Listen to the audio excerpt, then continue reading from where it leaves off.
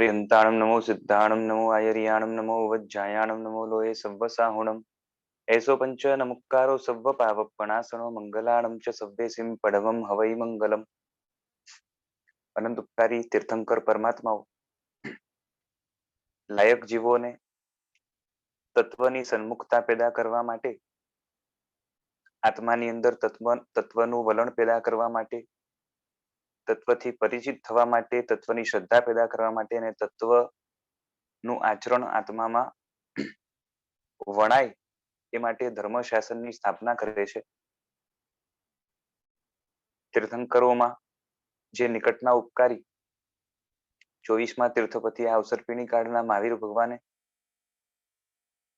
જે શાસન સ્થાપ્યું એની અંદર પૂર્વધર મહર્ષિ ઉમાસ્વાતીજી મહારાજા થયા, જેમણે તાત્વિક પદાર્થોનું સંક્ષેપમાં સંકલન કરવા માટે આ તત્વાર્થાધિકમ સૂત્રની રચના કરી અને એનો થોડોક વિસ્તાર પોતે જ ભાષ્યની અંદર કરી અને ઊંડાણથી એ પદાર્થોને જાણી શકાય એ માટે ટીકાની રચના પૂજ્ય હરિભદ્ર સુરી મહારાજે કરી છે, જેનું ભાવાનુવાદ નિકટમાં થઈ ગયેલા આચાર્ય ભગવાન શ્રીમદ વિજય રાજશેખર સુરીશ્વરજી મહારાજ સાહેબે ગુજરાતીની અંદર કર્યું છે. એના આધારે આપણે પુસ્તકનું વાંચન કરી રહ્યા છીએ અને એની અંદર ત્રીજા સૂત્રની વાત ચાલે છે, જેની અંદર ગઈ વખતે છેલ્લે સૃષ્ટિવાદનું ખંડન ચાલી રહ્યું હતું. એમાં આપણે પુસ્તકના પાનાના આધારે જ આગળ વધીએ. હું અહીંથી ઇમેજ શેર કરું છું.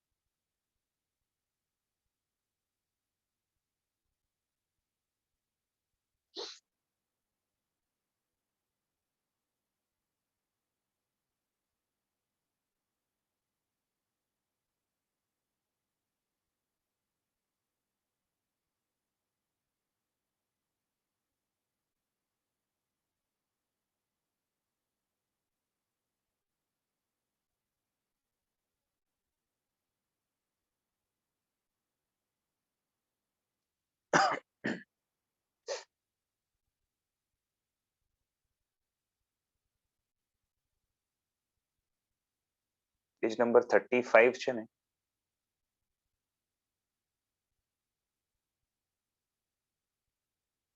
એમાં એકદમ નીચેનો પેરેગ્રાફ સેકન્ડ લાસ્ટ એ ચાલે છે.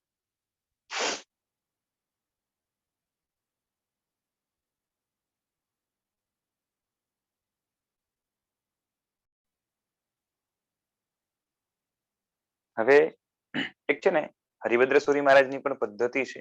આમ તો આપણે અહીંયા સામાન્યથી બધા શાસ્ત્રકારોની આવી પદ્ધતિ હોય છે કે જ્યાં તાત્વિક વસ્તુ આવે ત્યાં તત્વની સ્થાપના કરવા માટે જે જગતની અંદર અતાત્વિક માન્યતાઓ છે એનું શબ્દે શબ્દ ખંડન થાય. અહીંયા પણ જે છે ને અનાદિ સંસાર લખ્યું હતું, ખબર છે? તો એ અનાદિ સંસારથી સંસારની આદિ નથી એટલે સૃષ્ટિવાદનું ખંડન થયું. પછી અનાદિ સંસારની અંદર પરિભ્રમણ કરતા એ રીતે બધા શબ્દો આવશે. એમાં પરિભ્રમત શબ્દ છે ને એના દ્વારા પણ અમુક મતનું ખંડન થાય છે. એની વાત હવે ચાલે છે કે પરિભ્રમત એટલે કે ભ્રમણ કરે છે, ફરે છે, એટલે અમુક જાતની ક્રિયાઓ ચાલે છે. જીવ જે સંસારમાં એક જગ્યાએથી બીજી જગ્યાએ જાય એનો મતલબ શું કે કોઈક તો ડ્રાઇવિંગ ફોર્સ છે, બરોબર છે, પોતામાં કાં તો બીજામાં, પણ એ ફરે છે એક જગ્યાએથી બીજી જગ્યાએ, બરાબર છે, જન્મ લે છે, મરે છે, એ બધું ચાલે છે.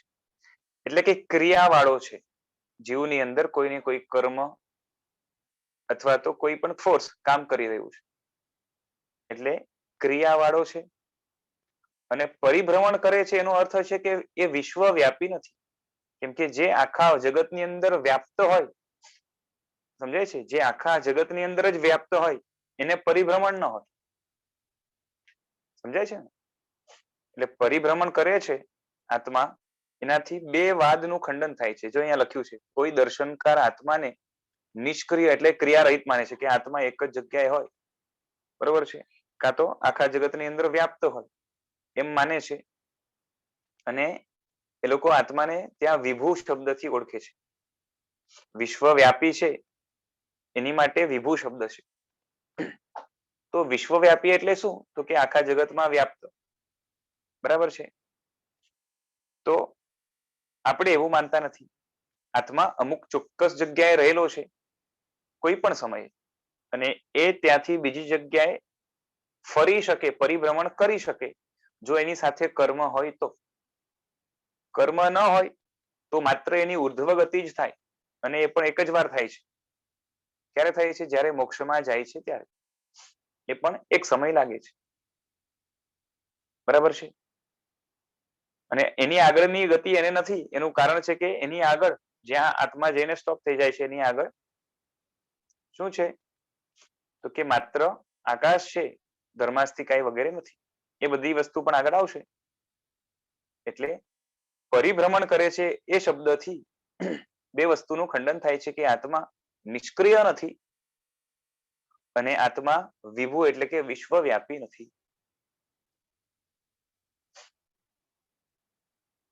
હવે આને આપણી ભાષામાં બેસાડવું હોય સ્યાદવાદની દ્રષ્ટિએ, બરોબર છે, કે આત્માની અંદર કોઈ ક્રિયા નથી અથવા તો કોઈ ચેન્જીસ થતા નથી, તો કઈ અપેક્ષાએ બેસાડી શકાય? અપેક્ષાએ તો સાચું હોય ને.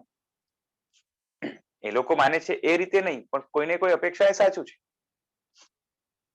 કે આત્માની અંદર કોઈ ક્રિયા નથી. ક્રિયા ઇન ધ સેન્સ કે કઈ ચેન્જીસ નથી, બરોબર છે. ચલો દિમાગ લગાવો. આત્મામાં ગુણની દ્રવ્યથી કાંઈ અપેક્ષા changes નથી. ગુણની અપેક્ષા યસ, અને દ્રવ્યની અપેક્ષા. જો કેવું છે, દ્રવ્યની અપેક્ષા આત્મા એવો એટલો ને એટલો જ છે.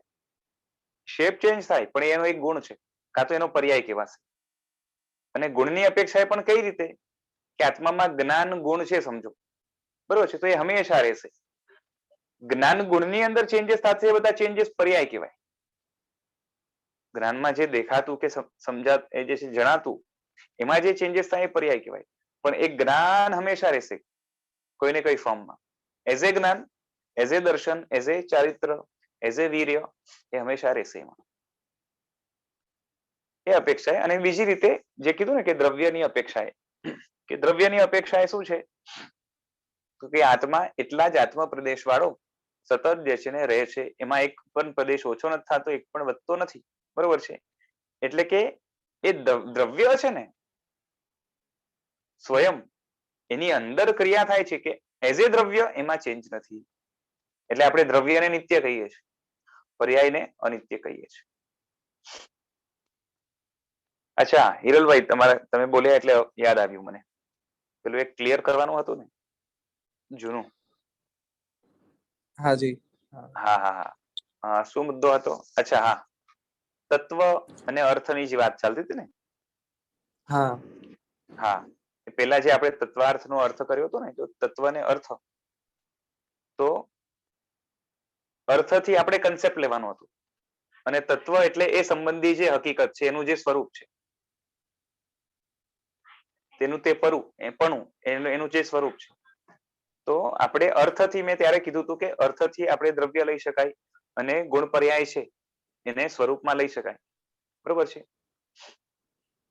પણ આમ જોવા જઈએ ને તો કન્સેપ્ટની દ્રષ્ટિએ, એટલે કે અર્થની દ્રષ્ટિએ ખાલી દ્રવ્ય નહીં, બીજી વસ્તુ ગુણ પર્યાયને પણ જે છે ને અર્થમાં લઈ શકાય. ગુણ પર્યાય છે એને પણ અર્થમાં લઈ શકાય, ક્રિયાઓને અર્થમાં જે છે ને શું કહેવાય કે અર્થમાં લઈ શકાય. ઇન શોર્ટ, જે જે વસ્તુ એક્ઝિસ્ટ કરે છે બધું જ અર્થમાં લઈ શકાય, અને બધાનું પોતાનું સ્વરૂપ. દાખલા તરીકે આત્માનું જ્ઞાન ગુણ છે, એ ગુણ પણ એક જ્ઞાન છે ને, એ પણ એક કન્સેપ્ટ છે. આત્મા સંબંધી એક કન્સેપ્ટ છે, અને એ કન્સેપ્ટનું એક સ્વરૂપ છે. કે દાખલા તરીકે જ્ઞાન છે એ ઢંકાયેલું હોય તો એમાં આટલું જણાશે, એ ઢંકાયેલું ન હોય, આખે આખું ખુલી ગયું હોય તો એમાં આટલું જણાશે. આ એનું સ્વરૂપ છે. અને જ્ઞાનનું જે છે ને મુખ્ય જે કાર્ય છે, જ્ઞપ્તિ એટલે કે જાણવું, એનું સ્વરૂપ છે. સમજાય છે? એ જ રીતે નવ તત્વ તમે લો તો એમાં જે છે ને જીવ છે અજીવ છે, તો જીવ એ દ્રવ્ય છે, અજીવમાં બીજા 5 દ્રવ્યો આવે છે. પછી પુણ્ય પાપ છે એ પણ એક કન્સેપ્ટ છે, બરોબર છે. આત્માનો એક ગુણ છે, કાં તો આત્માનો એક પર્યાય છે. આત્માનો એક પર્યાય છે, પુણ્ય પાપ, બરોબર છે ને. આશ્રવ, સંવર, નિર્જરા, બંધ, મોક્ષ આ બધા આત્માના પર્યાયો છે. અને એ પણ એકલા આત્માના નહીં, અમુક જગ્યાએ આત્મા અને કર્મનું જે છે ને કોમ્બિનેશન માંથી પર્યાયો જન્મે છે. જેમ પુણ્ય છે તો એમાં આત્મા અને કર્મનું કોમ્બિનેશન છે ને એક જાતનું. પણ આ બધા કન્સેપ્ટ છે અને એ કન્સેપ્ટનું એક સ્વરૂપ છે. પુણ્યનું એક સ્વરૂપ હોય કે પુણ્ય શું કરે, કઈ રીતે બંધાય અને ક્યારે કાર્ય કરે, કરે તો કેટલું કરે, કઈ ઇન્ટેન્સિટીમાં કરે, આ બધું એનું સ્વરૂપ છે. પણ એક હકીકત છે, કન્સેપ્ટ છે. જે હકીકત કે કન્સેપ્ટ છે એને આપણે અર્થમાં લેવાનું અને તત્વથી એનું સ્વરૂપ લેવાનું, બરોબર છે. એમ બે સેશન્સ થી છે ને મારે ક્લિયર કરવાનું રહી જાય છે, મને યાદ હોય છે ને પછી ચાલો. ઓકે. એટલે તત્વ એટલે તો પણ ગુણ ને પર્યાય જ થશે? ના ના, એવું જરૂરી નથી. એટલે હવે સમજો કે તમે એક પર્યાય જ લ્યો ને, તમે મનુષ્ય છો એટલે જીવનો પર્યાય છે ને મનુષ્ય, હા, બરોબર છે. હવે તમે મનુષ્ય છો તો તમારી અંદર જે છે ને દ્રવ્ય કયું છે? આત્મદ્રવ્ય છે. સાથે સાથે મનુષ્ય હોય એટલે એની સાથે પૂતગલ દ્રવ્ય પણ જોડાયેલું હોય, હા, સમજાય છે ને? તો એ પર્યાયની અંદર પણ જે છે ને, પર્યાયની અંદર કન્સેપ્ટમાં એના સ્વરૂપની અંદર દ્રવ્ય પણ આવશે, સમજાય છે? અને એનું એક બીજું પણ હા, એના ગુણો પણ આવશે. મનુષ્યના જે ગુણો હોય, જે તિર્યંચ અને નરકથી એને જુદા પાડે, કાં તો એની સાથે જે સિમિલર પણ હોય, ઘણી સિમિલરિટી પણ હોય, તો એ બધું એનું સ્વરૂપ છે.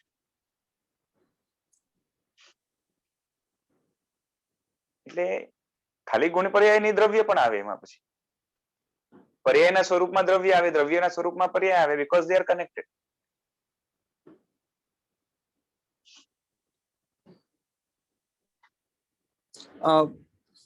ના, તો તત્વની ડેફિનેશન નો ક્લિયર થઈ. તત્વની નહીં, તત્વ એટલે સ્વરૂપ, અર્થની. ઓકે, એટલે તત્વ એટલે સ્વરૂપ, એટલે કોઈ પણ વસ્તુની અથવા તો કન્સેપ્ટની હા બસ, એની કન્સેપ્ટની. એ કેવું છે. હા, એને ડિફાઇન કરવા માટે જે લાગે એનું સ્વરૂપ છે. ઓકે. હા, એટલે એ ડિફાઇન કરવા માટે એ દ્રવ્ય પણ હોઈ શકે અને એના ગુણ પણ હોઈ શકે. હા હા. જો ગુણ અને પર્યાયમાં શું ફરક છે, પેલા પણ આપણે આવ્યું હતું. ગુણ છે ને એ સહભાવી છે અને પર્યાય છે એ ક્રમભાવી છે, સમજાય છે? જેમ છે ને આત્મા છે એ દ્રવ્ય છે, ફોર એક્ઝામ્પલ. એના જ્ઞાન, દર્શન, ચારિત્ર, સુખ, વીર્ય આ બધા એના ગુણો છે, બરોબર છે? તો આ બધા ગુણો હંમેશા રહેશે, એના વગરનો આત્મા ક્યારેય નહીં, પછી સંસારી હોય કે મુક્ત હોય, બરોબર છે? પછી એ ગુણોમાં જ જે પેટાભેદ પડશે ને એ બધા જ એના પર્યાય હશે, સમજાય છે? ક્યારેક તમે મતિ જ્ઞાન વાળા છો, ક્યારેક શ્રુત જ્ઞાન વાળા છો, ક્યારેક અવધિ જ્ઞાનના ઉપયોગ વાળા છો, તો એ જ્ઞાનના જ પેટાભેદ છે ને. એ જ રીતે દર્શનના પણ પેટાભેદ પડશે. પર્યાયો છે એ ગુણના જ પેટાભેદ છે, સમજાય છે?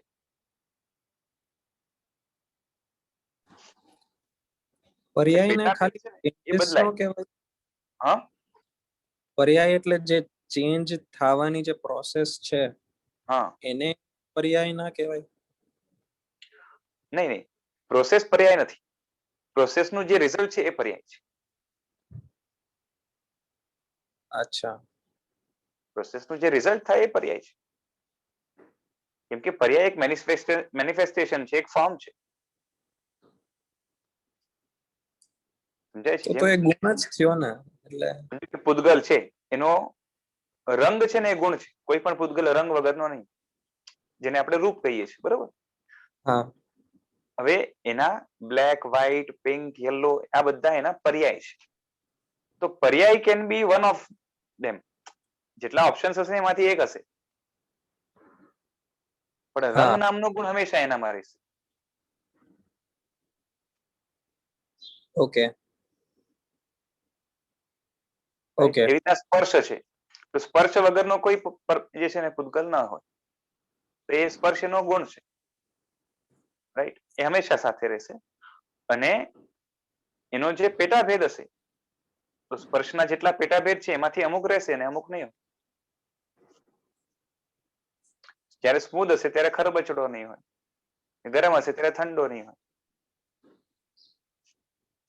ઓકે એટલે રંગ એ ગુણ થયો અને યસ, બ્લેક કે હા એ રેડ, પર્યાય. હા એ પર્યાય થયો. તો એવી રીતે આત્મા માટે જ્ઞાન એ ગુણ થયો અને હા મતિ જ્ઞાન એ પર્યાય થયો. પર્યાય થયો.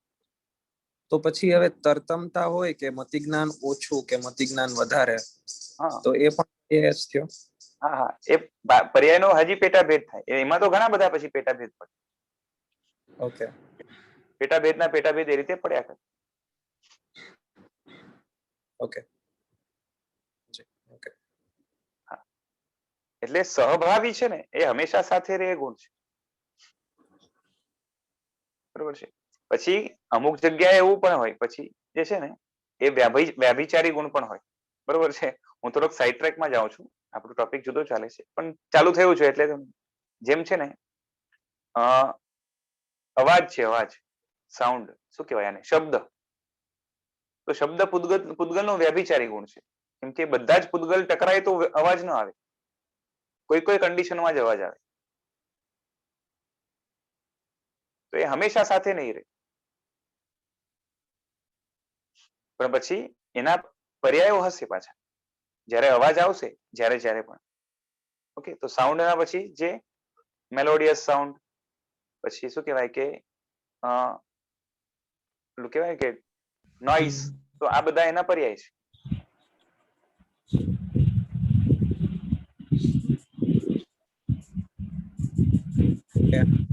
ચાલો.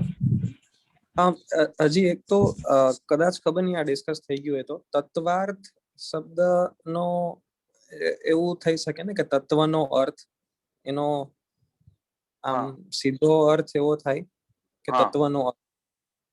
એ રીતે આપણે સીધો અર્થ કરતા જ હોઈએ છીએ. જનરલી એ જ અર્થ કરતા હોય છે. ત્યાં જનરલી શું થાય છે, તત્વથી આપણે જે છે ને કન્સેપ્ટ લેતા હોય છે, અને અર્થથી એનો મિનિંગ, એનો શું કહેવાય કે એનું સ્વરૂપ એ રીતે લેતા હોઈએ છીએ. તો એ તો જનરલી. ઊંધું થઈ ગયું ને. હા એટલે હા આપણે ઊંધું થઈ અત્યારે ગયું. તત્વથી સ્વરૂપ લીધું હા હા અને તો હવે જો જે ભાષ્યકાર અને હરિભદ્ર સ્વામી મહારાજે જે હિસાબે લીધું હોય, અને આમ પાછું એ છે ને અર્થથી એ લોકો પદાર્થ લે છે, અને બરાબર પણ છે. કેમ કે તત્વનું જે છે ને તમે વર્ડ થી જાઓ, એટિમોલોજી થી જાઓ, ઉત્પત્તિ થી જાઓ, તો એનો અર્થ જ એ થાય. એટલે તત્વ એટલે તે પણ, એટલે કોઈનું જે પણું છે, બરોબર છે, એનું સ્વરૂપ હોય ને. હા હા જે મનુષ્યત્વ એટલે મનુષ્યપણું, તો મનુષ્યપણું એક ગુણ છે, એટલે એનું સ્વરૂપ છે એક જાતનું. મનુષ્યપણું જેમાં રહે એ મનુષ્ય, તો એ મનુષ્ય પદાર્થ છે, વસ્તુ છે, કન્સેપ્ટ છે.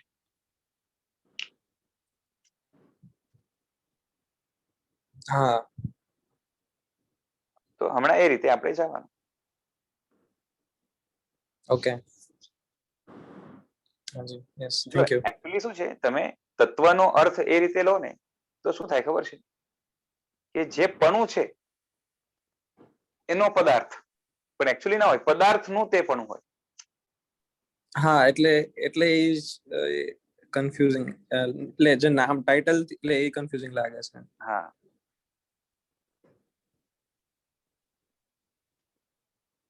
ચાલો હવે જેની અપેક્ષાએ એટલે કે જે કારણે આ પરિભ્રમણ છે તેને કહેતા અને પ્રસ્તુતમાં ઉપયોગી બીજું પણ જણાવતા ગ્રંથકાર કહે છે. એટલે પરિભ્રમણ કેના કારણે છે, આત્મા અનાદિ સંસારમાં પરિભ્રમણ કરે છે. કેના કારણે? તો એ બધા કારણ વગેરે જણાવે છે.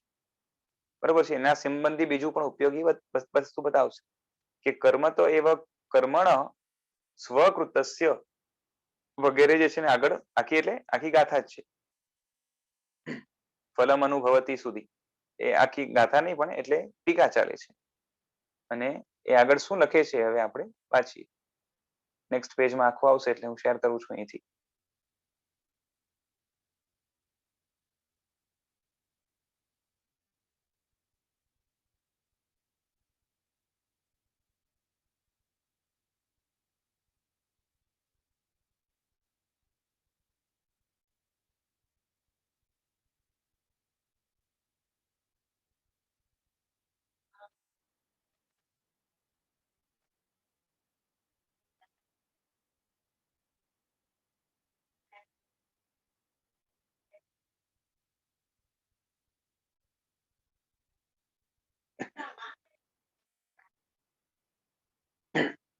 પોતે કરેલા કર્મથી જ આત્મા પરિભ્રમણ કરે છે. જમાં જકાર પણ લખાવ્યો છે ને શબ્દ પણ શું વાપર્યા છે? પોતે કરેલા કર્મથી જ. કર્મથી જ એટલે શું? તો કે ઉદયમાં આવેલા પ્રસ્તુત જ્ઞાનાવરણીય આદિ કર્મરૂપ નિમિત્તથી પોતે કરેલા અન્ય જ્ઞાનાવરણીય આદિ કર્મથી જ. કર્મથી જ છે ને એનો વિસ્તાર કરે છે કે પ્રસ્તુતમાં એટલે હમણાં જે જ્ઞાનાવરણીય આદિ કર્મ ઉદયમાં આવ્યા, બરોબર છે, એ જ્ઞાનાવરણીય આદિ કર્મ ઉદયમાં આવ્યા એ એક નિમિત્ત બન્યા. એની માટે નવા કર્મ બાંધવા માટે. એટલે કર્મના ઉદયના નિમિત્તથી નવા કર્મ આત્મા બાંધે છે. એટલે ચેનલ કોની ચાલશે? સમજાય છે? ચેનલ કોની ચાલશે?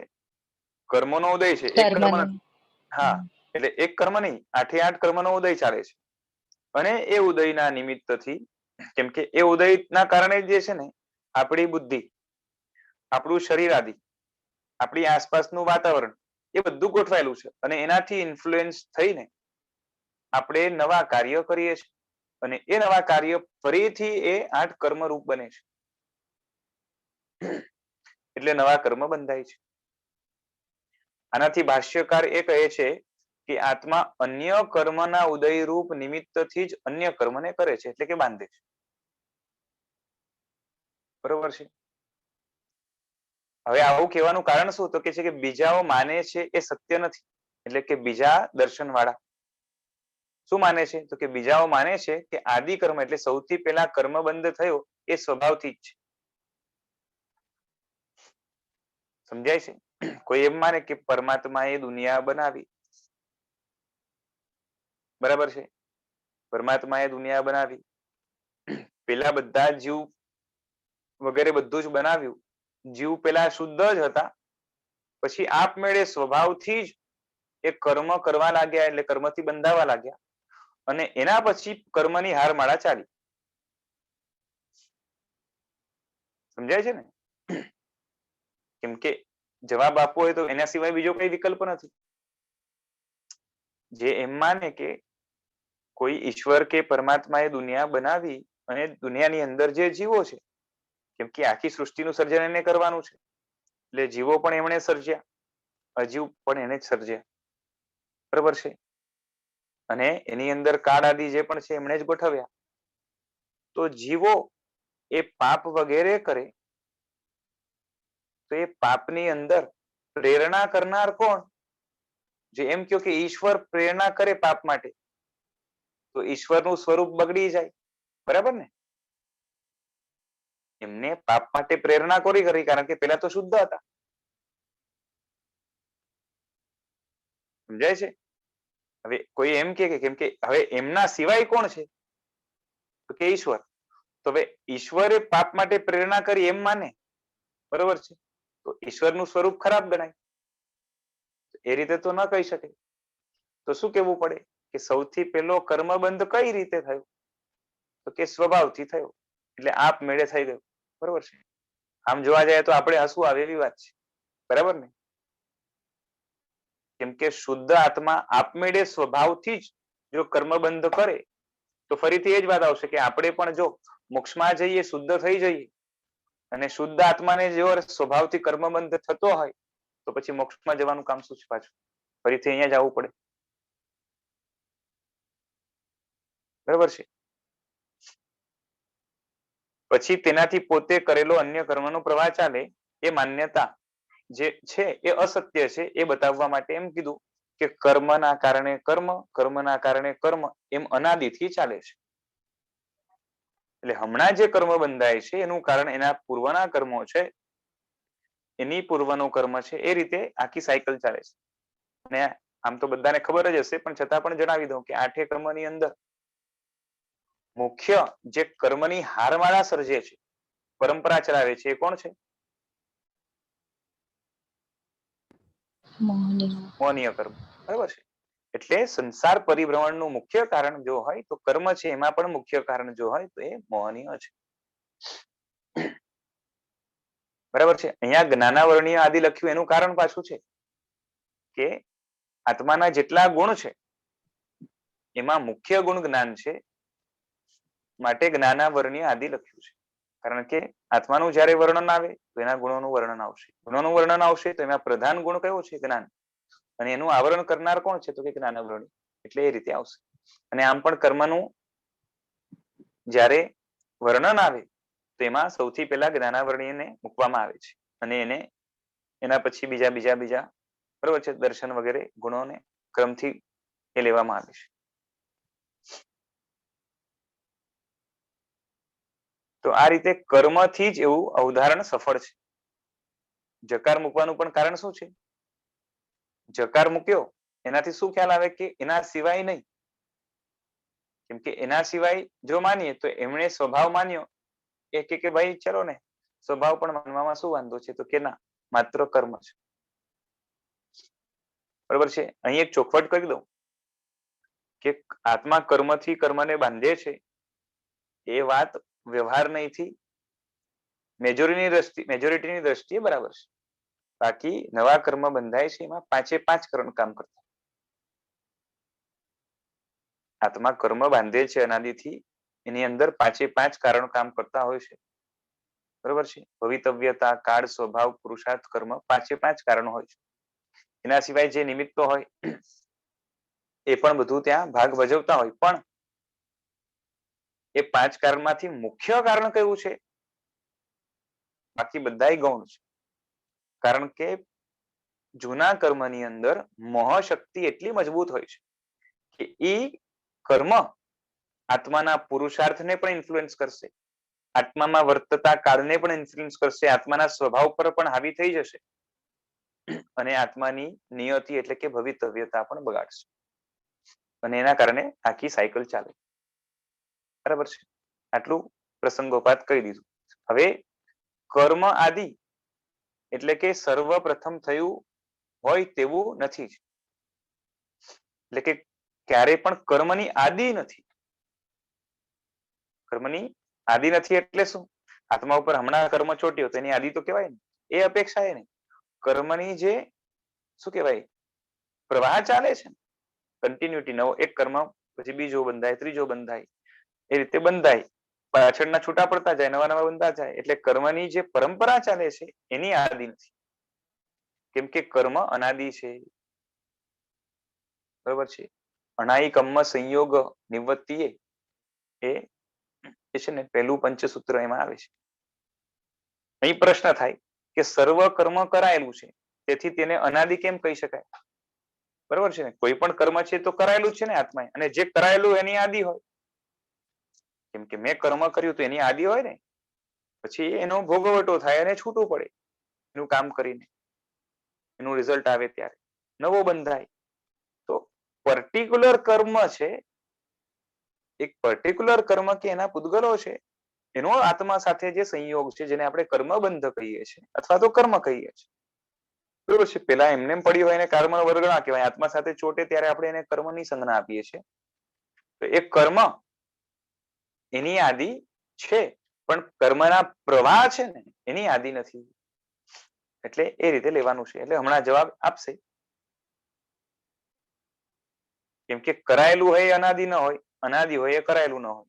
આ નિયમ છે. કેમ કે આત્મા વગેરે નિત્ય પદાર્થો છે એને કોઈએ કર્યા નથી એવું આપણે માનીએ છીએ. હવે અહીંયા જવાબ આપે છે કે અતીત કાળની જેમ કર્મ પ્રવાહ રૂપે અનાદિ છે. કે હરેક સમય છે ને, હર સમય નવો નવો જન્મે જ છે. છતાં પણ પ્રવાહની અપેક્ષાએ કાળનો કોઈ છેડો નથી ભૂતકાળની અંદર. એટલે કાળને આપણે પ્રવાહથી અનાદિ કહીએ છીએ. તે આ પ્રમાણે કે જે કાળ પસાર થઈ ગયો તે સર્વ કાળે વર્તમાનપણું પ્રાપ્ત કરેલું છે. જે કાળ પસાર થઈ ગયો હમણાં એક્ઝિસ્ટ પણ નથી કરતો, પણ એ કાળ વર્તમાન રૂપે હતો. બરોબર છે. એટલે એ તો નષ્ટ થઈ ગયો. એટલે નવો નવો કાળ વર્તમાન રૂપે ઉદયમાં પણ આવે છે. એટલે નવો બને છે અને ખતમ થઈ જાય છે. તો એની ઉત્પત્તિને નાશ તો છે, છતાં પણ શું છે તો કે પ્રવાહની અપેક્ષાએ, કન્ટિન્યુટીની અપેક્ષાએ એ અનાદિ છે. જો વર્તમાન કાળ પ્રાપ્ત કરેલું ન હોય તો અતીત બની શકે નહીં. બરોબર છે ને, વચ્ચે કોઈ ગેપ નથી. જે ભૂતકાળ છે એ વર્તમાન થઈને જ ભવિષ્ય જે છે ને સોરી ભવિષ્યકાળ છે એ વર્તમાન થઈને જ ભૂતમાં જશે. એટલે પ્રવાહમાં વચ્ચે ડિસકન્ટિન્યુટી નથી અને માટે એ પ્રવાહની અપેક્ષાએ એ અનાદિ છે. એવું છે કે તે કાળ અતીત છે કે જેને વર્તમાનપણાને પ્રાપ્ત કર્યું છે. તે ભવિષ્ય છે કે જે વર્તમાનપણાને પ્રાપ્ત કરશે. જે રીતે કાળ અનાદિ છે એ રીતે કર્મ પણ અનાદિ. કારણ કે કરાયેલું કર્મ વર્તમાન કાળની જેવું છે. હમણાં જે કરાય છે કર્મ એ વર્તમાન કાળ જેવું છે. જે પડ્યું રહે છે એને ભૂતકાળ કહીએ તો ચાલે. બરોબર છે. અથવા તો જે વિખરાઈ ગયું આત્મા ઉપરથી એને ભૂતકાળ કહીએ તો ચાલે. આત્મા ઉપર સત્તા રૂપે અને ઉદય રૂપે વર્તતું છે એને આપણે વર્તમાન કહીએ તો પણ ચાલે. તેમ કર્મ કરાયેલું હોવા છતાં તેનો આદિકાળ નથી. એટલે કે પહેલો કર્મ ક્યારે બંધાયો એવું છે નહીં. બરોબર છે. આટલું પ્રાસંગિક વર્ણન છે અહીંયા પૂરું થાય છે. અને અહીંયા હવે એક નિયમ બતાવે છે કે કર્મયુક્ત આત્મા હોય એ જ કર્મનો કર્તા છે. અને એ આગળના શબ્દથી જણાશે કે સ્વકૃતસ્ય. બરોબર છે. પોતે કરેલું. એટલે પોતે કરેલા એમ જે કહ્યું ને એમ કહેવા દ્વારા કર્મ સાપેક્ષ એવા આત્માનું જ કર્તાપણું કહ્યું છે. એટલે કર્મને કરનાર કોણ છે તો કે બીજી કોઈ એન્ટિટી નથી. બીજા કોઈ આત્મામાં કર્મનું આરોપણ નથી કર્યું. વ્યક્તિએ પોતે કર્યું છે. કોના ઇન્ફ્લુઅન્સમાં આવીને તો કે પૂર્વ કર્મના ઇન્ફ્લુઅન્સમાં આવી. હવે એ પૂર્વ કર્મ કઈ રીતે બંધાયું હતું તો કે એના પૂર્વના કર્મના ઇન્ફ્લુઅન્સમાં આવી. કરે છે કોણ તો કે આત્મા. ઇન્ફ્લુઅન્સ કોનો છે? પૂર્વ બાંધેલા કર્મનો જે ઉદયમાં આવ્યા. ઉદયમાં આવ્યા વગર ઇન્ફ્લુઅન્સ નહીં આપે. એટલે પૂર્વ બાંધેલા કર્મ ઉદયમાં આવીને આત્માને ઇન્ફ્લુઅન્સ કરે છે નવા કર્મ બાંધવા માટે. એટલે કે પ્રેરણા કરે છે. એટલે પોતે કરેલા એમ કહેવા દ્વારા કર્મ સાપેક્ષ એવા આત્માનું કર્તાપણું કહ્યું. અર્થાત કર્મયુક્ત આત્મા જ કર્મનો કર્તા છે. જે કર્મ રહિત આત્મા હોય એ ક્યારેય કર્મનો કરતા નથી. અને માટે મોક્ષની શ્રદ્ધા બળવાન થાય. કારણ કે કર્મ રહિત આત્મા જો કર્મનો કરતા હોય તો જે છે ને સંસાર મોક્ષની વ્યવસ્થા એ શું કહેવાય કે ચલિત થઈ જાય અને એના ઉપર વિશેષ શ્રદ્ધા પણ જાગે નહીં.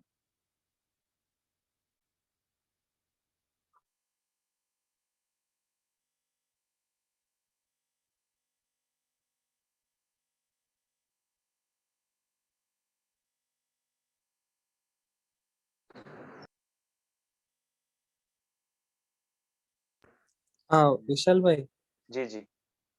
કર્મના કરવામાં પુરુષાર્થને મુખ્ય કારણ ન લઈ શકાય? પૂર્વ બાંધેલું કર્મ જ કેમ?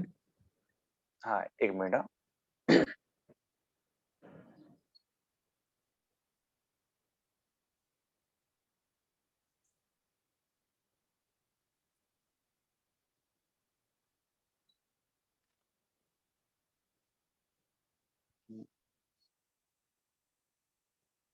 Basics.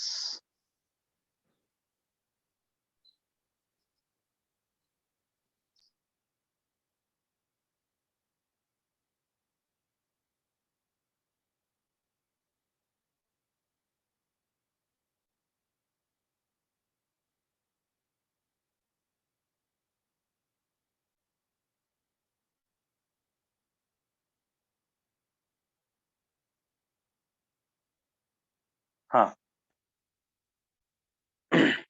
જો કેવું છે ક્યારેય પણ કર્મ વગર કર્મ બંધાતું નથી. અચ્છા, તમે મુખ્ય કારણ તરીકે, હા, પુરુષાર્થ પ્રધાન કારણ નથી. એટલે હમણાં તો એક મુખ્ય વાત ચાલે છે કે જે આત્મા મોક્ષ માર્ગમાં છે એને હમણાં બાજુ પર રાખવાનું છે. સંસાર પરિભ્રમણ જે ચાલે છે એમાં વ્યવસ્થા એવી છે કે ચર્માવર્તમાં આવ્યા પેલા આત્મા જે કંઈ પણ કરે છે, જે કંઈ પણ, એ બધાનો મુખ્ય ડ્રાઇવિંગ ફોર્સ છે ને એના કર્મનો ઉદય છે. કારણ કે મોહ જ પ્રબળ છે. સૌથી પહેલા તો મોહ એટલો પ્રબળ છે કે એ જાગૃત બનીને કોઈ પુરુષાર્થ ન કરી શકે. બરાબર છે? એટલે બીજા કોઈ પણ કારણ ઉપર જે છે ને કર્મ ત્યારે હાવી હોય છે. અને ચર્માવર્તમાં આવ્યા પછી પુરુષાર્થ પ્રધાન બની શકે એવો કાળ પાકી જાય છે. ત્યારે પણ કર્મની પ્રધાનતા ખરી, પણ જો આત્મા જાગૃત બને તો પુરુષાર્થને હાથમાં લઈ શકે. સમજાય છે? હાથમાં લઈ શકે એટલે શું? કે કર્મને ઓવર પાવર કરી શકે. એટલે ચર્માવર્તને ધર્મ યૌવન કાળ કહેવાય છે. એટલે ચર્માવર્તની પહેલા, કેમ કે આમ જોવા જાય તો સંસાર પરિભ્રમણ મુખ્યત્વે ક્યાં છે? તો કે ચર્માવર્તની પહેલા. ચર્માવર્તમાં આવ્યા પછી ભલે સંસાર માર્ગ છે પણ એના ઉપર જે છે ને એની સ્પીડ ઓછી થઈ ગઈ છે. બરાબર ને? એટલે પૂર બહારથી જોરશોરથી સંસાર માર્ગ ચાલે છે એની અંદર કર્મ પ્રધાન છે. અને આમ પણ કર્મની જે સાયકલ ચાલે છે, બરોબર છે, એના ઉપર કોઈ હથોડો નથી લાગતો, એના ઉપર કોઈ પ્રહાર નથી થતો, એના ઉપર કોઈ બ્રેક નથી લાગતી, એની ડાયરેક્શનમાં કઈ ચેન્જીસ નથી આવતા. એવું બધું ક્યારે છે? તો કે ચર્માવર્તની બહાર. એટલે ત્યાં પુરુષાર્થ જે પણ કરશે ને એની અંદર જે છે ને આખે આખો ઇન્ફ્લુએન્સ પૂરેપૂરો એ કર્મનો હશે. કેમ કે આત્મા આમ જોવા જવો તો સ્વજાગૃતિની દ્રષ્ટિએ, કાં તો કર્મથી લડવાની દ્રષ્ટિએ, કાં તો કર્મને શું કહેવાય કે દબાવવાની દ્રષ્ટિએ, એનાથી એને ઓવરપાવર કરવાની દ્રષ્ટિએ આત્મા ત્યારે સુતેલો જ છે, બેભાન જ છે.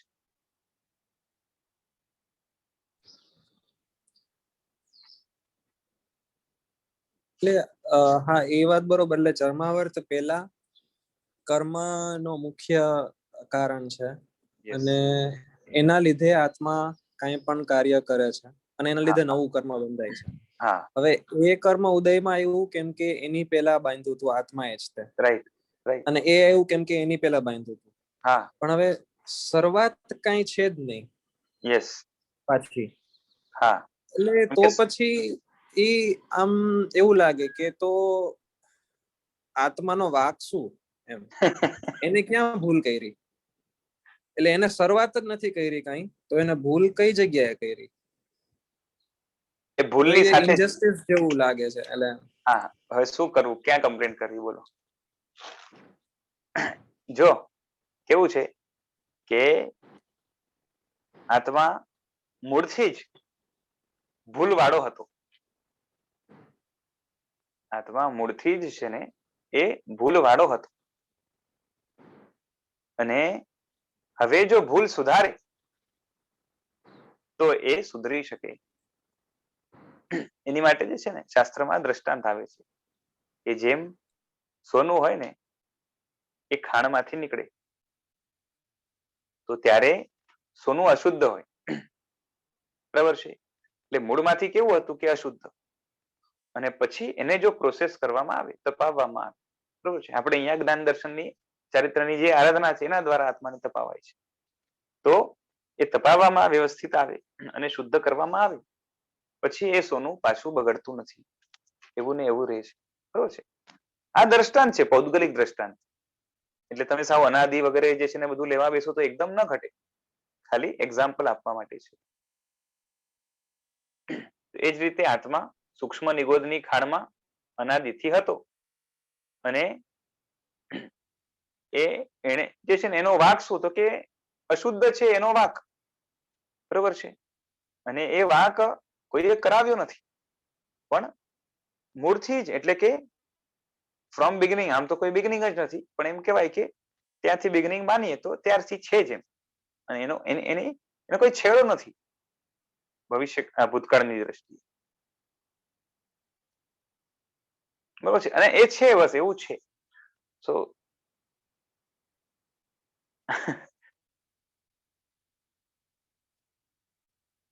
શું કરીએ બોલો, વિશાલભાઈ, આ તો પ્રશ્ન છે ને મને પણ હંમેશા થાય. આ બધાને થાય પાછું છે, શું કરવાનું. સૂક્ષ્મ નિગોદમાં બી એવા તે કેવું એને એવા કે વિચારધારા હોય ને મન નથી, એવા તે કેવા એને કર્યા હોય કે એની સાથે એટલું કર્મનું જોડાણ થયું હોય. એ તો મને બી આજ સુધી પ્રશ્ન સતાવે છે. જો સૂક્ષ્મ નિગોદની અંદર આત્મા પાપ વધારે કરે કે પુણ્ય? પાપ કરે કે નહીં પણ એટલું તો સ્ટ્રોંગ તો ના જ હોય કે નહીં તો એનું. મેં સ્ટ્રોંગ ક્યાં કીધું? ના તો કર્મનું બંધાન થવું એટલે શરૂઆતથી જ કર્મ અનાદિથી જોડેલો છે આત્મા સાથે. એના એ પોઈન્ટ ઓફ વ્યૂ થી હું કહું છું. હા, એ પોઈન્ટ ઓફ વ્યૂ થી પણ જે છે ને પેલાથી અનાદિથી આત્મા પોતે અંદરથી બગડેલો જ છે. એની અંદર બગાડ કોઈ પેદા નથી કર્યો, અનાદિનો જ છે. અનાદિનો અર્થ જ શું થાય કે આદિ નથી જેમ. રાઈટ. તો પછી એને સુધરવાનું ક્યાંથી સુધરે? સુધરવાનું તો જે છે ને ચર્માવર્તમાં આવે અને પછી સુધરે. એની પેલા તો એટલે શરૂઆતનું કામ તો જે છે ને કાળના હાથમાં જ છે. અને એ પણ આગળ સુધરી ક્યારે શકે? પેલી વાત તો ચર્માવર્તમાં પણ જે છે ને પ્રવેશી કોણ શકે? તો જેની પેલાથી જ આત્મામાં જીવદર તરીકે, ભવ્ય તરીકેની જે છે ને યોગ્યતા હોય. અને એમાં પણ બધા ભવ્ય જીવો કઈ મોક્ષમાં નથી જતા. ઘણા તો સૂક્ષ્મ નિગોદમાંથી નીકળતા જ નથી. બરાબર છે? જેને આપણે જ્ઞાતિ ભવ્ય કહીએ છીએ. અને જે નીકળેલા છે એ બધા પણ મોક્ષમાં નહીં જાય. કારણ કે ભવિષ્ય કાળ છે એના સમયો પાંચમા અનંતે છે. અને વ્યવહાર રાશિની અંદર પણ જે જીવો છે એમાં પણ ભવ્ય જીવો પણ લો તો એ આઠમા અનંતે છે.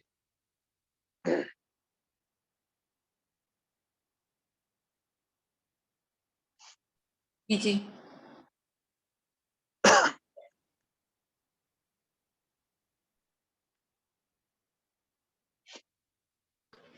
એમ કહી શકાય કે ચર્માવતમાં આવ્યા પછી આત્મા જોઈએ એવો પુરુષાર્થ નથી કરતો, એ આત્માની ભૂલ.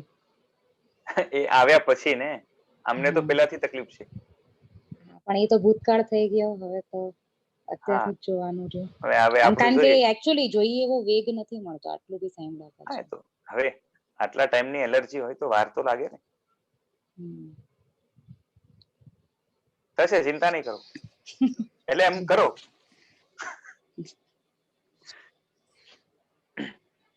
શું કહેવાય કે આપણે વેગ અટકી જાય એવી રીતે ચિંતા ના કરો. આત્માની ચિંતા આપણે ડિપ્રેશનમાં કે માઇનસમાં ચાલીએ જાય એ પોઝિટિવ એટીટ્યુડ રાખવાનું. પણ એ છે ને કે બેફિકર થઈ જાય. બેફિકર એટલે કે આપણું લક્ષ્ય હટી જાય એ રીતે નહીં થવું. હાજી, બરોબર છે. અગર બંધાયો હોય લક્ષ્ય તો.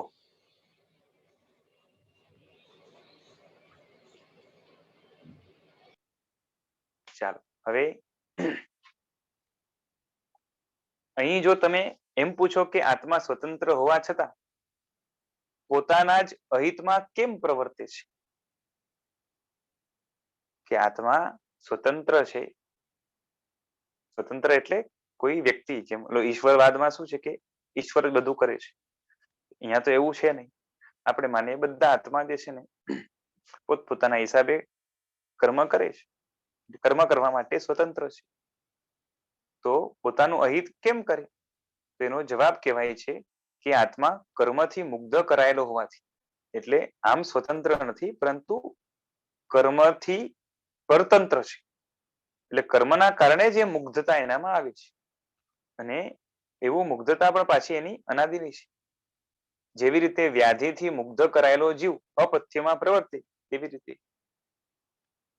કોઈ જીવ હોય ને એના શરીરમાં વ્યાધિ ઘૂસેલી હોય, એટલે કે અંદર બીમારી આવી હોય, બરોબર છે, અને એ બીમારીના કારણે એ જે છે ને ન ખાવું જોઈએ એવું ખાય તો એને હજી વ્યાધિ વધે. એટલે શું થયું કે વ્યાધિના કારણે નવી વ્યાધિ થઈ ને. સમજાય છે? જેમ આવે ને પેલી ડાયાબિટીસ વાળાને છે ને વધારે મીઠું ખાવાનું મન થાય, તો એનાથી પાછે શું થાય?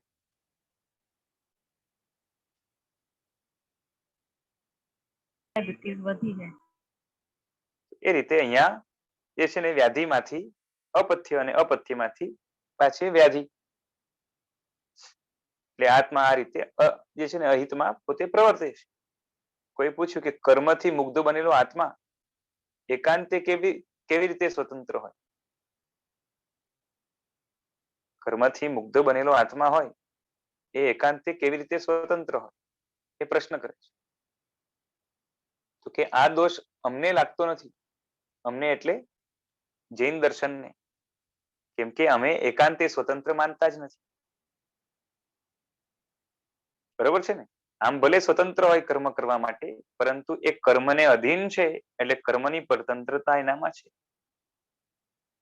આ તો તમે એમ કહો છો ને કે ઈશ્વર બધું કરે છે, તો એ રીતે અમે નથી માનતા, એ રીતે સ્વતંત્ર કહીએ છીએ. બાકી કર્મને પરતંત્ર તો છે જ. એટલે અમોએ કર્મ સાપેક્ષ એટલે કર્મયુક્ત જ આત્મા કરતા છે એમ કહ્યું છે. એકલો આત્મા કરતા નથી. એકલો આત્મા ક્યારેય કરતા બનતો પણ નથી કર્મનો. કેમ કે એકલો આત્મા હોય તો મોક્ષમાં હોય. એ કર્મ રહિત એટલે સિદ્ધ જીવ છે, એ કર્મનો કરતા નથી. કેવલ સિદ્ધ જીવ કર્મનો કરતા છે એમ અમોએ સ્વીકાર્યું નથી. એટલે જે શુદ્ધ આત્મા છે એ સ્વભાવથી ક્યારેય કર્મ કરતો નથી અને એનામાં કર્મ કરવાની યોગ્યતા પણ નથી. અને નવી યોગ્યતા આપમેળે જન્મી જાય એવું ત્યાં કારણ હાજર ન હોવાના કારણે એવું બનતું નથી. બરોબર છે? એટલે એનાથી નક્કી થાય કે કર્મ સહિત આત્મા છે એ જ નવા કર્મને કરશે. આ પ્રમાણે કર્મથી જ પોતે કરેલા કર્મના ફળને અનુભવતા આત્માને જેની અપેક્ષા એટલે જેના કારણે કર્મ ફળ મળે છે તેને કહે છે. બરોબર છે? એટલે કર્મનું હવે સ્વરૂપ બતાવશે કે એમાં કર્મની અંદર બંધ હોય, નિકાચન હોય, ઉદય હોય, નિજરા હોય, આ બધું જુદું જુદું જે છે ને એ કર્મના પાસાઓ છે. તે કર્મ નું જે બંધ છે એ શું છે? તો કે કર્મનો સંબંધ. બરોબર છે? અને એ સંબંધ એ 4 પ્રકારે હોય: પ્રકૃતિ, સ્થિતિ, રસ અને પ્રદેશ. આ 4 ભેદો. બરોબર છે? આ 4 ભેદ વાળો બંધ હોય છે. બંધ એટલે સમજ્યા ને? આત્માની સાથે કર્મ ચોટી જાય એનું નામ બંધ. હવે ચોટે ત્યારે 4 વસ્તુ નક્કી થાય. કઈ વસ્તુ? તો કે પ્રકૃતિ એટલે પ્રકાર. એટલે જે કર્મ ચોટ્યો એની પ્રકૃતિ કઈ છે? એટલે એ શું કરશે? એનામાં તાકાત કઈ છે? જ્ઞાનને હણશે, જ્ઞાનને દબાવશે કે દર્શનને દબાવશે કે વીર્યને દબાવશે કે આત્માના આંતરિક વલણને એટલે કે અંદરના સુખને, સ્વરૂપ રમણતાને એટલે કે આંતરિક ચારિત્રને દબાવશે, અથવા તો આત્માને જે છે ને શું કહેવાય કે કર્મ સાથે, ઉદ્ગલ સાથે જોડી રાખવાનું કામ કરશે. એ બધું જ બરોબર છે એ અમુક જાતના સંયોગોને ભેગા કરી આપશે. તો એ 8 કર્મના જે એની જે પ્રોપર્ટીઝ છે બરોબર છે એના આધારે પ્રકૃતિ નક્કી થાય. અને બીજા નંબરે સ્થિતિ એટલે આત્મા ઉપર એ કર્મ આવ્યો, ચોટ્યા પછી કેટલા ટાઈમ સુધી આત્મા ઉપર રહેશે એનું નામ સ્થિતિ. બરોબર છે? સ્થિતિ 2 પાર્ટ્સમાં ડિવાઇડેડ હોય કે ઘણીવાર આત્મા ઉપર કર્મ જે પડ્યા હોય છે એ લાંબા સમય સુધી ઇનએક્ટિવ પડ્યા હોય છે. એની અંદર ફેરફાર કરવા હોય તો કરી શકાય, પણ આમ પડ્યા કેવા હોય તો કે ઇનએક્ટિવ. અને પછી એક્ટિવ થવાનો સમય આવે એટલે આપણે એને ઉદયનો સમય કહીએ છીએ. તો એક્ટિવ થાય એટલે એક જાતનો કર્મ પાકી ગયો, હમણાં સુધી એમને પડ્યો હતો. બરોબર છે? જેને આપણે અબાધા કાળ કહીએ છીએ. તો એ આખો જે ડ્યુરેશન છે ટોટલ એને સ્થિતિ કહેવાય. પછી રસ છે એટલે કર્મ જ્યારે પોતાની અસર બતાવશે ત્યારે એનો પાવર કેટલો હશે એનું નામ રસ છે. એ પણ જ્યારે કર્મ બંધાય ત્યારે નક્કી થઈ જાય. અને પછી પ્રદેશ એટલે કર્મ જ્યારે બંધાયું ત્યારે કર્મના જે ઉદ્ગલો હતા એટલે કે સ્કંદો હતા કર્મણ વર્ગણાના, એ કેટલા પ્રમાણમાં એનો જથ્થો કેટલો ભેગો થયો એને કહેવાય પ્રદેશ. તો આ બધું જ કર્મ બંધાય ત્યારે નક્કી થઈ જાય. બરોબર છે. આ ભેદો આગળ કદાચ કેવા છે. પછી બીજા નંબરે નિકાચન, એટલે આત્મ પ્રદોષીની સાથે કર્મનું પોતાનું અલગ અસ્તિત્વ નષ્ટ થઈ જાય તે રીતે એકમેક થઈ જવું. એટલે કર્મ આત્માની સાથે એકદમ જ પેનિટ્રેટ થઈને અંદર ઘૂસીને એ રીતે રહે કે હવે એ અલગ કર્મ તરીકે તરી ન આવે, જાણે એકમેક થઈ ગયો હોય ને આત્મા સાથે, આત્મ પ્રદેશોની સાથે, એ રીતે. એટલે એનું સ્વતંત્ર અસ્તિત્વ હવે રહે. એમને એમ પડ્યા હતા તો સ્વતંત્ર હતું, અંદર પાછું ઘૂસી ગયું, પણ છતાં પણ ડીપ પેનિટ્રેશન જ્યાં સુધી ન થાય ત્યાં સુધી નિકાચન ન કહેવાય. પણ જ્યારે એ એકદમ શું કહેવાય કે બહુ મજબૂત બોન્ડ સાથે એકમેક થઈને આત્મ પ્રદેશ સાથે જોડાઈ જાય તો એને નિકાચના કહેવાય. પછી ઉદય એટલે બંધાયા પછી, બરોબર છે, અબાધાકાળ પૂરો થઈ જાય એટલે આત્માની ઇનેક્ટિવ સ્ટેટ ખતમ થાય અને જ્યારે એક્ટિવ થાય એનું નામ ઉદય કહેવાય. અને ઉદયનો એક સમય હોય જેને આવલિકા કહેવાય, પીરિયડ હોય, અને ઉદય આવલિકા કહેવાય. તો ત્યારે કર્મનો ઉદય થાય છે અને એના કારણે આત્મા કર્મના ફળને ત્યારે અનુભવે છે. બરાબર છે. અને નિર્જરા એટલે કે ઉદય થઈ ગયો અને એના પછી કર્મનો હવે ટાઈમ પૂરો થયો એટલે હવે એનામાં ચોટવાની સ્ટ્રેન્થ નથી રહી એટલે આપમેળે ખરી જાય. બરાબર છે. કાં તો આત્મા એને ખરાવે તપ વગેરે દ્વારા, કોઈ પણ રીતે. ઇન શોર્ટ, આત્મા ઉપરથી કર્મ છૂટા પડી જાય, વિખૂટા પડી જાય, એનું નામ નિર્જરા. બરાબર છે. એટલે આ બધું કર્મ વિશે જે છે ને શું કહેવાય કે એક જાતની ગ્લોસરી આપી દીધી. હવે પ્રશ્ન થાય કે કર્મ ફળ બંધ આદિની અપેક્ષાથી કેમ મળે છે? આ જે બંધ વગેરે કીધું ને આ બધું કર્મથી રિલેટેડ આ બધા કન્સેપ્ટ છે. તો એ કર્મ છે એનું ફળ આની અપેક્ષા એ કેમ મળે છે? તો કે જો બંધ વગેરે ન હોય તો કર્મનું ફળ સંભવે નહીં, કારણ કે બંધાય જ નહીં. તો સ્થિતિ કેની? ઉદય કેનો? અને ઉદય જ ન હોય તો ફળ કે રીતે મળે? બરોબર છે. હવે કોઈ કહે છે કે જીવ કર્મના ફળને ક્યાં અનુભવે છે?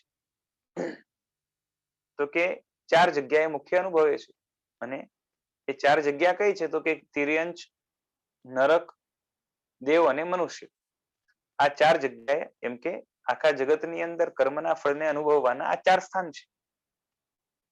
નરક, તિર્યંચ, દેવ, મનુષ્ય. એમાંથી જેને 4 યોની કહો કે 4 ગતિ કહો, બરોબર છે, એમાંથી 2 દુર્ગતિ છે કારણ કે ત્યાં દુઃખની પ્રધાનતા છે, અને 2 સદગતિ છે જ્યાં સુખની પ્રધાનતા છે, કાં તો આકૃત્યા ઓછી છે. હવે યોનિનો શબ્દ એટલે શું? ઉત્પત્તિ સ્થાન, કે આ 4 જગ્યાએ ઉત્પન્ન થાય છે. બરોબર છે. એ બીજા અધ્યાયમાં એનું આવશે.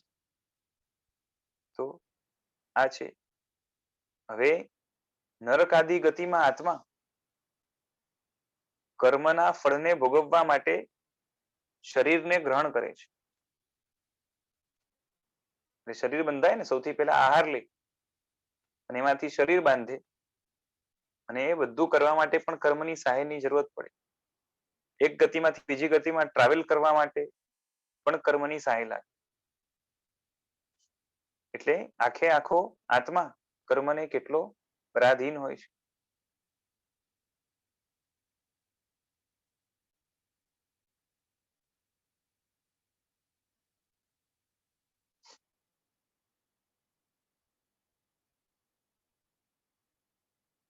અનાદિ સંસાર સ્વરૂપ તે ભવમાં જીવ અનેક પ્રકારના ફળને ભોગવે છે.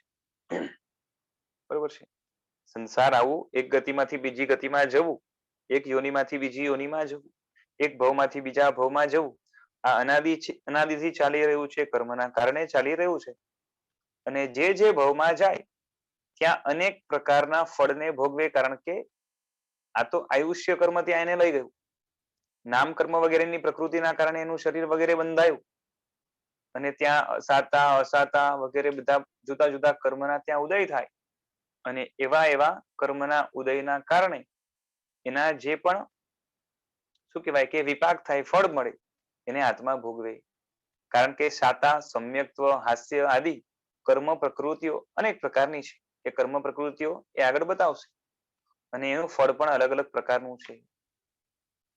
એટલે જ્ઞાનાવરણીય આદિ પ્રકૃતિઓ પણ અનેક પ્રકારની છે, એનું ફળ પણ અનેક પ્રકારનું છે. એટલે આ બધા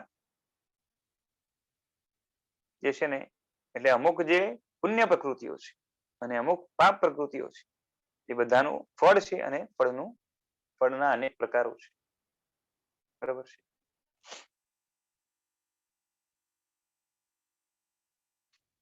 હવે એ કેવું છે તો આગળ બતાવે છે કે જે અનુગ્રહ કરે તે સાતાદી પુણ્ય છે. આમાં બે લાઈન લીધી ને કે સાતા છે, સમ્યક્ત્વ છે, હાસ્ય છે.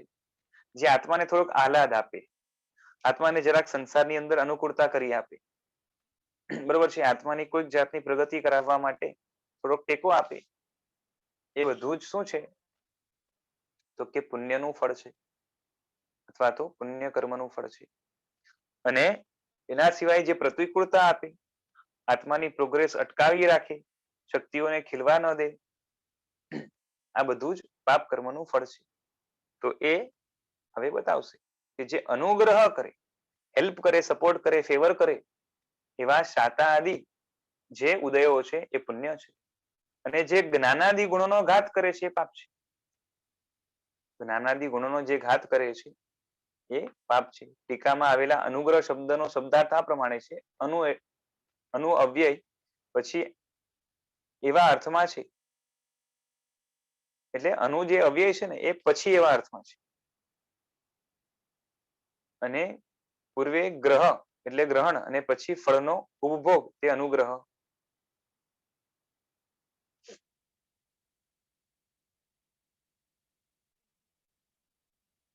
એટલે અનુ પૂર્વે ગ્રહ એટલે કે શું થાય તો કે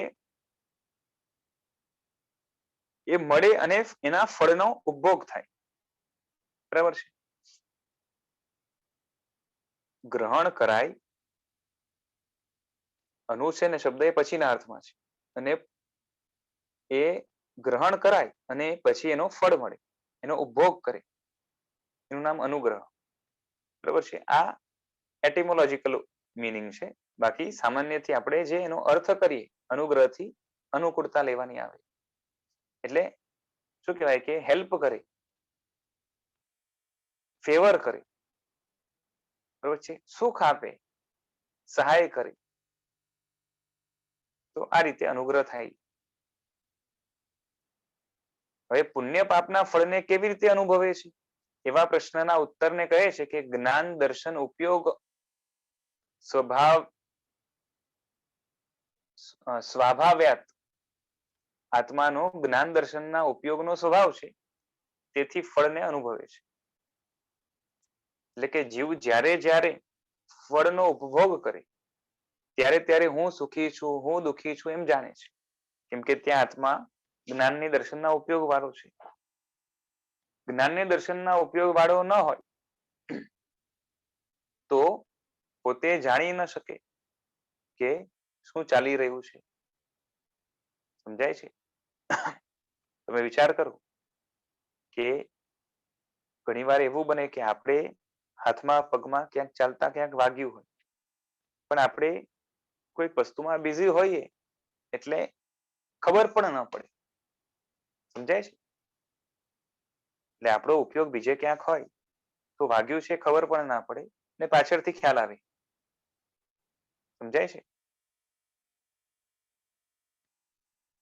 એટલે પછી એ દુઃખ રૂપે રહેતું નથી, પછી એટલે ખ્યાલ નથી આવતો. એટલે કે કર્મના ફળને જ્યારે આત્મા અનુભવે છે ત્યારે જ્ઞાન દર્શનના ઉપયોગ વાળો છે, એટલે કે એ જાણે પણ છે. એટલે પોતે જાણે છે કે હું સુખી છું કે હું દુઃખી છું. બરોબર છે? જો એક વાત છે કે જ્ઞાન દર્શનનો ઉપયોગ વિપરીત હોઈ શકે મોહના કારણે. સમજાય છે? જેમ સંસારના જીવો જે મોહથી વાસિત હોય છે એમને આખે આખો સંસાર ભલે દુઃખરૂપ છે છતાં પણ એને જગ્યાએ જગ્યાએ સુખ દેખાશે અને હું સુખી છું એવું એ માનશે. પૈસા મળશે હું સુખી છું, સાંસારિક અનુકૂળતાઓ મળશે હું સુખી છું એવું એ માનશે. એવું એનું જ્ઞાન બોલશે. પણ એવું એનું જ્ઞાન કેના ઇન્ફ્લુઅન્સ થી બોલે છે? મોહના ઉદયના કારણે. બરાબર છે?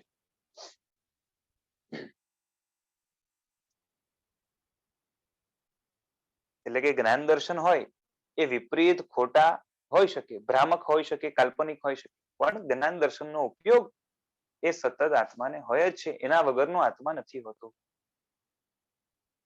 બરોબર છે? એટલે ઉપયોગ બે પ્રકારના હોય જીવના. ઉપયોગ એટલે જ્ઞાન કરવું, એક સાકાર ઉપયોગ અને એક અનાકાર ઉપયોગ. અનાકાર ઉપયોગને દર્શન કહેવાય, જેને જે છે ને જેનો આકાર નથી, જેનો આકારથી અહીંયા શું લેવાની? સ્પષ્ટતા. જેમાં સ્પષ્ટતા નથી. અને સાકાર એટલે સઆકાર એટલે કે સ્પષ્ટતા સહિત. એટલે જેની અંદર જે જ્ઞાન આકાર લઈ ચુક્યું છે, જે સ્પષ્ટ છે, જેમાં ક્લેરિટી છે વધારે, જેમાં વિશેષતા છે. વિશેષ જ્ઞાનને જ્ઞાન કહેવાય અને સામાન્ય જ્ઞાનને, અનાકાર જ્ઞાનને અનાકાર ઉપયોગને દર્શન કહેવાય.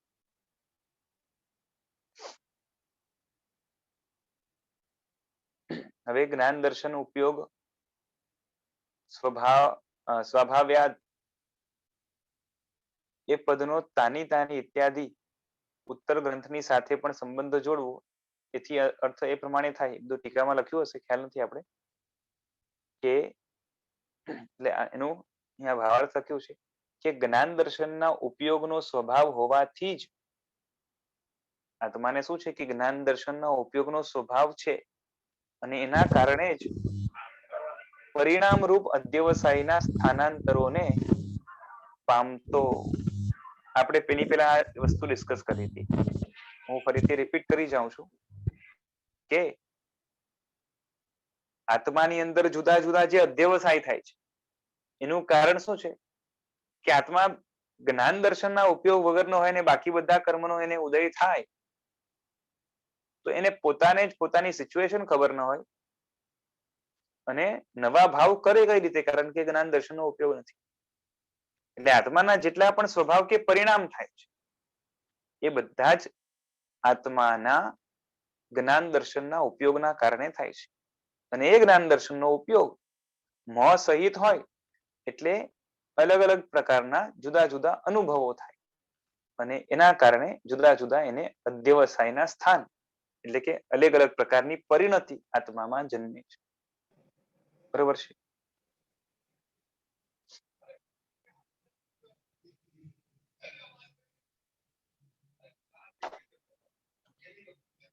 ચલો, આજે સમયથી ઉપર થઈ ગયો છે. આ ટોપિક કન્ટિન્યુ હતો એટલે અહીંયા સુધી લીધું. હજી આગળ આવશે એમ તો આજે રાખીએ. તેના વિરુદ્ધ કઈ બોલાયું હોય તો મિચ્છામિ દુક્કડમ. નેક્સ્ટ ટાઈમ એને કન્ટિન્યુ કરશું આપણે.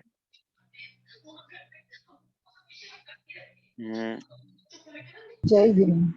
હા, જે લોકો જેમના જે છે ને સાનિધ્યથી તત્વની ઊંડાણ પ્રાપ્ત કરવા માટેની યોગ્યતા થોડી ઘણી પ્રગટી છે એવા અનેક મહાત્માઓ છે. એમાંથી મુખ્યત્વે કાં તો જેમનો પ્રભાવ ઘણો છે અમારા પર એવા ગચ્છનાયક આચાર્ય ભગવાન શ્રીમદ વિજય યુગભૂષણ સુરેશ્વરજી મહારાજ સાહેબના ચરણોમાં કોટી કોટી વંદન, કે જેમના કારણે ઘણી સ્પષ્ટતાથી ઊંડાણપૂર્વક તત્વ સમજાય છે. અને મોહને સમજવા માટે પણ બીજા પણ મહાત્માઓનો ઘણો બધો ઉપકાર છે. તેમાંથી પૂજ્ય મુનિરાજ શ્રી વિશ્વદર્શન વિજયજી મહારાજ પણ છે અને બીજા પણ જે છે ને ગુરુ ભગવંતોનો એ સમય સમયે જે છે ને ઉપકાર રહ્યો છે. એ તમામનો જે છે ને ઋણ સ્વીકાર કરું છું. અને આમાં જેટલું પણ સારું છે એ બધું જ પરંપરાથી વીર પરમાત્માના શાસનના એ ત્યાં વીર પરમાત્માથી લઈને હમણાં સુધીના જેટલા પણ શાસનના અંગરૂપે મુનિ ભગવંતો અથવા તો બીજા પણ એવા પંડિતવર્યો વગેરે એ એમનો ઉપકાર છે અને એના કારણે છે. અને જે કંઈ પણ કદાચ આમાં અર્થ કરવામાં ખોડખાપણ થશે, કાં તો જરાક આમથી આમ કાં તો ન્યાય નહીં આપી શકાતું હોય, એ મારી પોતાની જે છે ને એ શું કહેવાય કે અયોગ્યતા કો કે જે કંઈ અજ્ઞાનતા કો નું જે છે ને એ કારણ રહેશે. બરાબર છે. જેના આજ્ઞા વિરુદ્ધ કંઈ બોલાયું હોય તો ઈચ્છામિ દુક્કડમ. પ્રણામ. પ્રણામ. પ્રણામ. પ્રણામ.